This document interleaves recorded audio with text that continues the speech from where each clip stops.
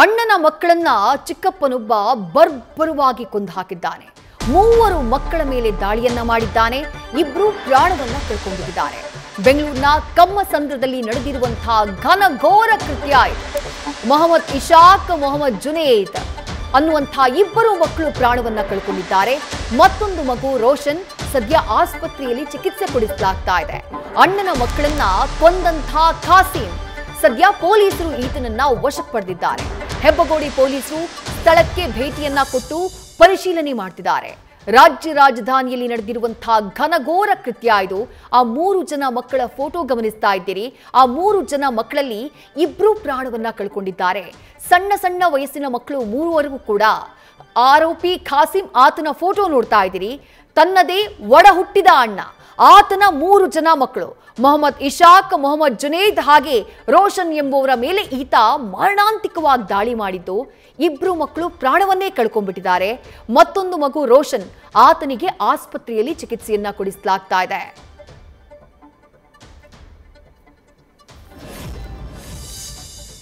ಏನಿಲ್ಲ ಅಣ್ಣ, ನಾ ಕೆಲ್ಸಕ್ಕೆ ಹೋಗಿದ್ದೆ. ನನ್ನ ತಮ್ಮ ಇದ್ದ ಸ್ವಲ್ಪ ಮಾನಸಿಕ ಥರ ಇದ್ದ. ಈಗ ನಮ್ಮಮ್ಮರು ಎಲ್ಲಿಗೆ ಮಾರ್ಕೆಟ್ಗೆ ಹೋಗಿದ್ರು ಏನೋ ಥರ ಅಷ್ಟರಲ್ಲೇ ಹುಡುಗರು ಕೊಂಡಿಟ್ಟು ಒಳಗೆ 3 ಜನಕ್ಕೆ ಹೊಡೆದು ಬಿಟ್ಟಿದ್ದಾನೆ.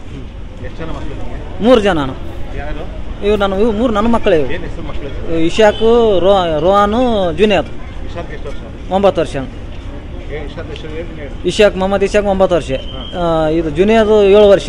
ಈ ರೋಹನ್ ಎಂಬ ಹುಡುಗ 5 ವರ್ಷ ಇದ್ದಾವೆ. ಹಾಂ ಹೌದು ಸರ್, ಡೆತ್ ಆಗಿದ್ದಾರೆ. ಅಲ್ಲಿ ಮನೇಲಿ ಡೆತ್ ಆಗ್ಯಾರ ಸರ್. ಅವರು 2 ಡೆತ್ ಆಗಿದೆ. ಇದು ಒಬ್ಬ ಸೀರಿಯಸ್ ಇದೆ ಅಂತ ಸರ್. ಹಾಂ, ಇಲ್ಲಿ ನಾರಾಯಣ ಹಾಸ್ಪಿಟಲ್ ಕರ್ಕೊಂಡ್ಬಂದಿವಲ್ಲ. ಏನು ಸರ್, ಅದೇ ಅಂತ ಸ್ವಲ್ಪ ಮೆಂಟಲ್ ಥರ ಲೂಸ್ ಇದ್ದ. ಅದರಿಂದ ಏನಾಯ್ತು ಏನಿಲ್ಲ ತೆಲಿಗೆ ಆ ನಮ್ಮಲ್ಲಿ ಹೊಡೆದು ಬಿಟ್ಟಿದ್ದಾನೆ ಮಕ್ಕಳಿಗೆ. ನಮ್ಮ ಅಮ್ಮ ಇದ್ದರು.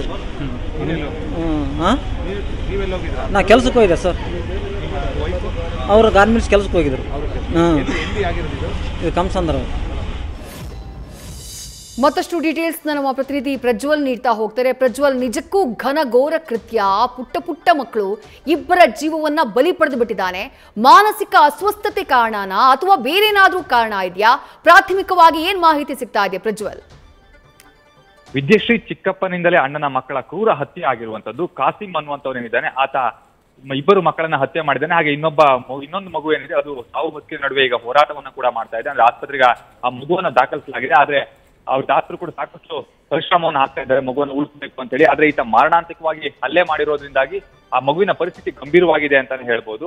ಇಲ್ಲಿ ಪೋಷಕರು ಕೂಡ ಕೆಲಸಕ್ಕೆ ಹೋಗಿರ್ತಾರೆ. ಮನೆಯಲ್ಲಿದ್ದ ಅವರ ಅಜ್ಜಿ ಏನಿರ್ತಾರೆ ಅವರು ಕೂಡ ತರಕಾರಿನ ತರಲಿಕ್ಕೆ ಮಾರ್ಕೆಟ್ಗೆ ಹೋದಂತ ಸಂದರ್ಭದಲ್ಲಿ ಅದೇನಾಗಿದೆ ಅನ್ನುವಂಥದ್ರ ಬಗ್ಗೆ ಇನ್ನೂ ಸ್ಪಷ್ಟವಾದಂತಹ ಮಾಹಿತಿ ಇಲ್ಲ. ಆದ್ರೆ ಈತ ಮಕ್ಕಳ ಮೇಲೆ ಹಲ್ಲೆಯನ್ನ ಮಾಡ್ತಾನೆ. 2 ಮಕ್ಕಳು, ಅಂದ್ರೆ ಅದರಲ್ಲಿ ಮೊಹಮ್ಮದ್ ಇಶಾಕ್ 9 ವರ್ಷ, ಮೊಹಮ್ಮದ್ ಜುನೇದ್ 7 ವರ್ಷ, 2 ಕೂಡ ಸ್ಥಳದಲ್ಲೇ ಸಾವನ್ನಪ್ಪಿದ್ದಾರೆ. ಮೊಹಮ್ಮದ್ ರೋಷನ್ 5 ವರ್ಷದ ಮಗು ಏನಿದೆ ಅದು ಈಗ ಆಸ್ಪತ್ರೆಯಲ್ಲಿ ಸಾವು ಬದುಕಿನ ನಡುವೆ ಹೋರಾಟವನ್ನ ಕೂಡ ಮಾಡ್ತಾ ಇರುವಂತದ್ದು. ಈತ ಸ್ವಲ್ಪ ಮಾನಸಿಕ ಅಸ್ವಸ್ಥನಂತೆ ವರ್ತನೆ ಮಾಡ್ತಾ ಇದ್ದ ಅನ್ನುವಂತ ಒಂದು ಮಾತನ್ನ ಮಕ್ಕಳ ತಂದೆ ಚಾಂದ್ ಪಾಷಾ ಅವರು ಹೇಳ್ತಾ ಇರುವಂತದ್ದು. ಅಂದ್ರೆ ಸ್ವಲ್ಪ ಮಟ್ಟಿಗೆ ಮಾನಸಿಕವಾಗಿ ಅಷ್ಟೊಂದು ಸೀಮಿತ ಇರಲಿಲ್ಲ, ಆತ ಮಾನಸಿಕ ಅಸ್ವಸ್ಥನ ರೀತಿಯಲ್ಲಿ ಸ್ವಲ್ಪ ವರ್ತಿಸ್ತಾ ಇದ್ದ ಅನ್ನುವಂತ ಒಂದು ಮಾತನ್ನ ಕೂಡ ಹೇಳ್ತಾ ಇದ್ದಾರೆ. ಯಾವ ಕಾರಣಕ್ಕಾಗಿ ಈತ ಕೊಲೆಯನ್ನ ಮಾಡ್ದ, ಮಕ್ಕಳ ಮೇಲೆ ಅಷ್ಟೊಂದು ಸಿಟ್ಟು ಬರ್ಲಿಕ್ಕೆ ಕಾರಣ ಏನು ಅನ್ನುವಂಥದ್ದಿಂದ ಅದು ಇನ್ನು ತನಿಖೆ ನಂತರದಲ್ಲಿ ಗೊತ್ತಾಗಬೇಕಾಗಿರುವಂತದ್ದು. ಯಾಕೆ ಅಂತ ಹೇಳಿದ್ರೆ ಆರೋಪಿಯು ಕೂಡ ಸ್ವಲ್ಪ ಮಟ್ಟಿಗೆ ಮಾನಸಿಕ ಅಸ್ವಸ್ಥನ ರೀತಿಯಲ್ಲಿ ಇರೋದ್ರಿಂದಾಗಿ ಸ್ಪಷ್ಟವಾದಂತಹ ಒಂದು ಮಾಹಿತಿಯನ್ನು ಕೊಡ್ತಾನ ಅನ್ನುವಂಥದ್ದು ಕೂಡ ಇಲ್ಲಿ ಪ್ರಮುಖವಾದಂತಹ ಒಂದು ವಿಚಾರವಾಗುತ್ತೆ. ಅಥವಾ ಮಕ್ಕಳು ಸಣ್ಣದಾಗಿ ಗಲಾಟೆ ಮಾಡಿದ್ರು ಅಂತ ಹೇಳಿ ಆತ ಇರಿಟೇಟ್ ಆಗಿರಬಹುದು, ಅಥವಾ ಬೇರೆ ಏನಾದ್ರೂ ಕಾರಣಗಳಿದೆಯಾ ಅನ್ನೋದ್ರ ಬಗ್ಗೆ ಕೂಡ ಈಗ ಪೊಲೀಸರು ತನಿಖೆಯನ್ನ ಮಾಡ್ತಾ ಇದ್ದಾರೆ. ಹೆಬ್ಬಗೋಡಿ ಪೊಲೀಸರು ಈಗಾಗಲೇ ಈ ಬಗ್ಗೆ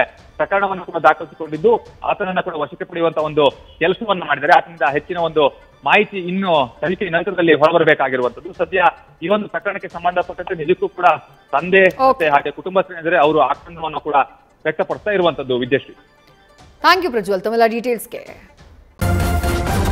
ನ್ಯೂಸ್ ಫಸ್ಟ್, ನಿರ್ಭೀತಿಯಿಂದ ನಿಮ್ಮ ಪರವಾಗಿ.